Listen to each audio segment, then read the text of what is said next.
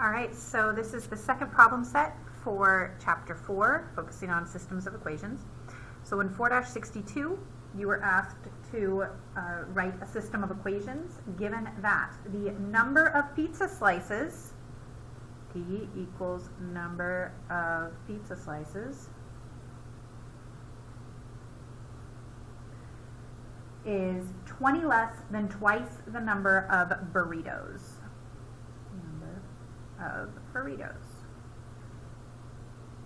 And these are both be sold.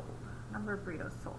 Okay, so the number of pizza slices is equal to 20 less than twice the number of burritos. So the number of burritos times 2 minus 20 equals the number of pizza slices.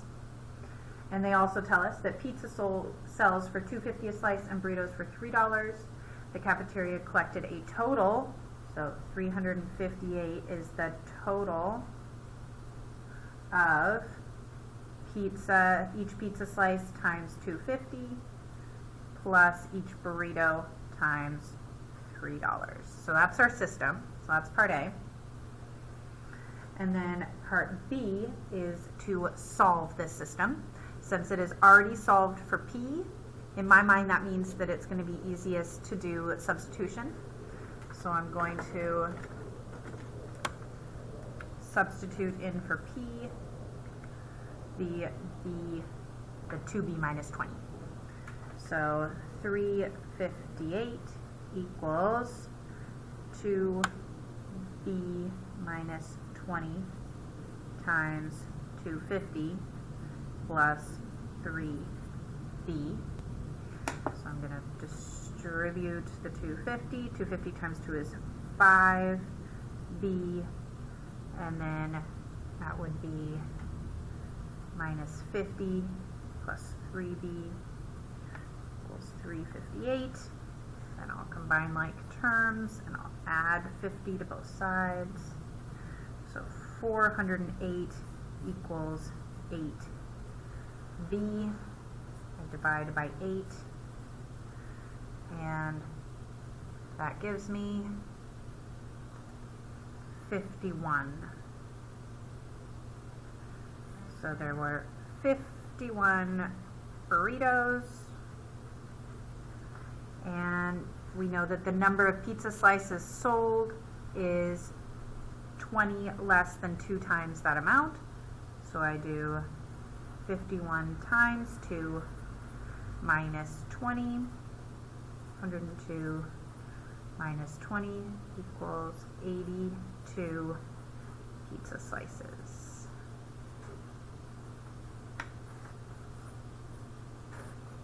And then to check my work, I would plug both of those numbers back into the second equation. Sorry, the second equation. That really doesn't look like an 8, does it? To check and make sure that it works. All right, on 3-26, we're just multiplying using generic rectangles. So x2, x minus 5, that gives me x squared, 2x, negative 5x, and negative 10. So that would be x squared, negative 5x plus 2x would be negative 3x minus 10. Here we do the same thing, except now we've got variables for both things. So that gives me a y squared, a 3xy, a 2xy, and a 6x squared. Then I combine my like terms. So I've got y squared, and then 5xy, because there's 3 of them here and 2 of them here, and 6x squared. The order does not matter. For C, we have 3y minus 8 times negative x plus y. So again, we'll do our generic rectangle. So we've got 3y and a negative 8. We have negative x and a y. So this will be negative 3xy. That'll be a positive 8x, a 3y squared and a negative 8y. This one's not going to simplify as nicely because nothing's going to combine, so I just have to rewrite it. 3y squared plus minus 3xy plus 8x minus 8y. Finally, for D, we have x minus 3y and x plus 3y.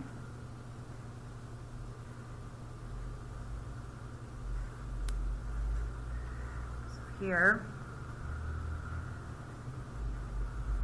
we're going to get an x squared. We're going to have a minus 3xy. We're going to have a plus 3xy. And we're going to have a negative 9y squared. This is a special type called a difference of squares. So this will give me x squared and then a positive 3xy and a negative 3xy. Those are going to cancel. They'll be gone. So it'll just be x squared minus 9y squared. Okay, for 71, we're solving some systems. So this first one is beautifully set up for elimination because 3y and 3y. So I'm going to subtract the second rule. So 2x minus a negative 3x, that gives me 5x. 3y minus 3y is no y's. That was the whole point. The y's are gone. And 9 minus a negative 6 would give me a positive 15. So I have 5x equals 15. I divide by 5, and I get x equals 3. So now I just need to plug that back in to one of the rules.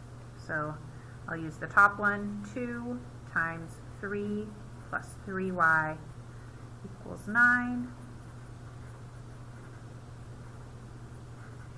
So 3y equals 3. So y equals 1. And then we always check our work by plugging it into the second equation, not with the negative though. So negative 3 times 3 plus 3 times 1 equals negative 6. So that would be negative 9 plus 3 equals negative 6. That is a true story. So my answer is 3, 1. All right, next, this one is all set up for substitution because we know what y equals. So we're going to plug that in. Or sorry, we know what x equals. We're going to plug in for x. So we'll get y minus, and then in parentheses, x minus 2y, or 8 minus 2y, equals 4. Notice the parentheses. We need to do that because we're subtracting, so we have to subtract everything. So it'll give me y minus 8 plus 2y, because I have to flip the signs, equals 4. So y plus 2y equals 3y minus 8 equals 4. So 3y equals 12. So y would equal 4. I then plug back in. So x equals 8 minus 2 times 4. 8 minus 8. So x equals 0. Plug that into the second one, and y minus, or 4, x minus y equals 4, so 4 minus 0 equals 4. That is true. So 0, 4 is our answer for B.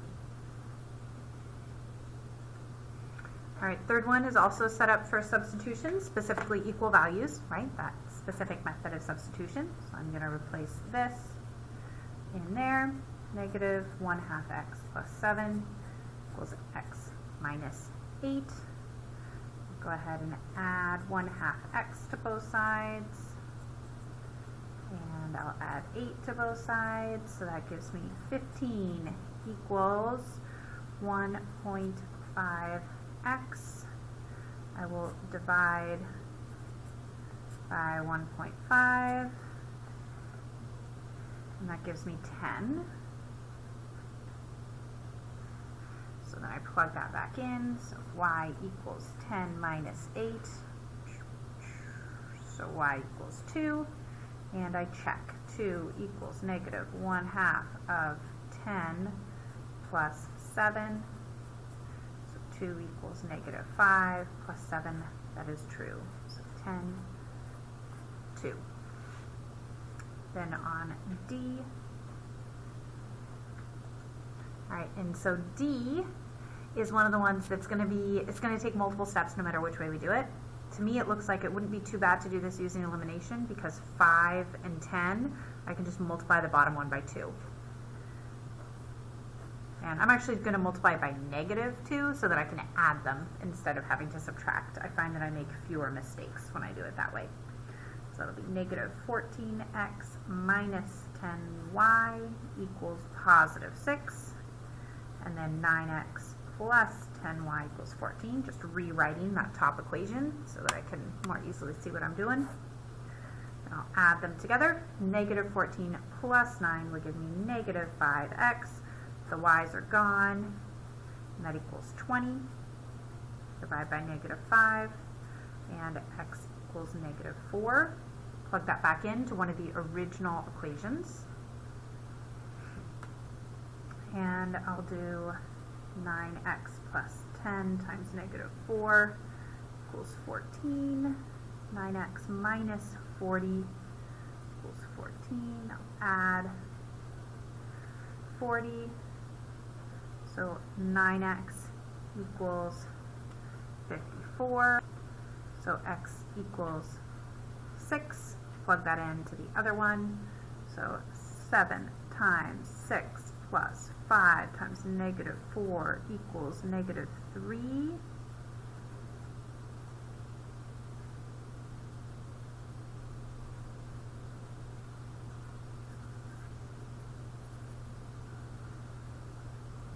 All right, here's a good example. So I just caught my mistake, right? So this didn't work. So my mistake was back up here. I plugged in for the x instead of for the y. So it should have been 9 times negative 4 plus 10y equals 14.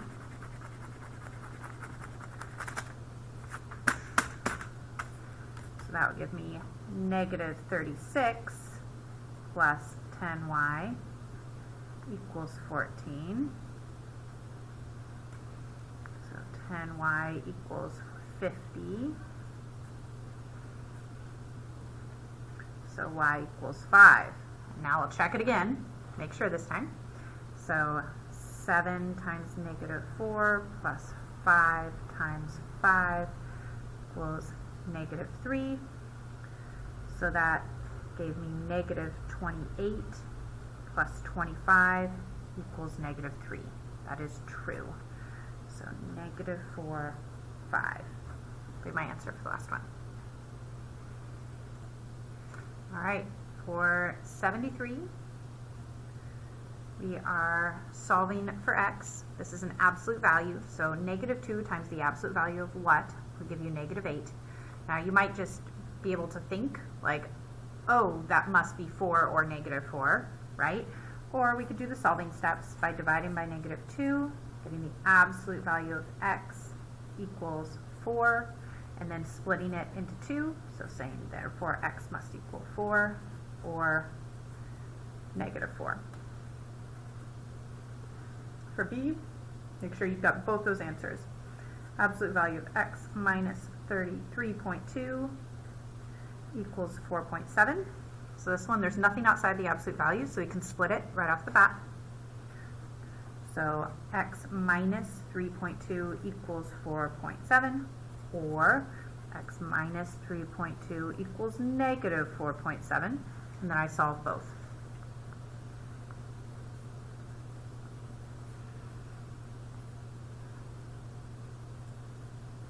So x equals 7.9, or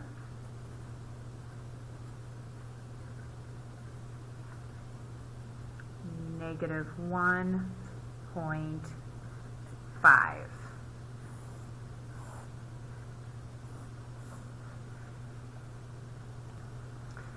For C, once again, we're going to split this one right off the bat because there's nothing outside the absolute values. So 9 plus 6x equals 4, or 9 plus 6x equals negative 4. I'm going to subtract the 9 from both sides. That gives me x equals negative 5. So x equals negative 5/6 is one answer. And that would be negative 13. So x equals negative 13/6 for the other. All right, and here we're once again going to split right off the bat. Notice these are staying negative. Negative 7x minus 7 equals 1, or negative 7x minus 7 equals negative 1. All right, what changes is the sign over here.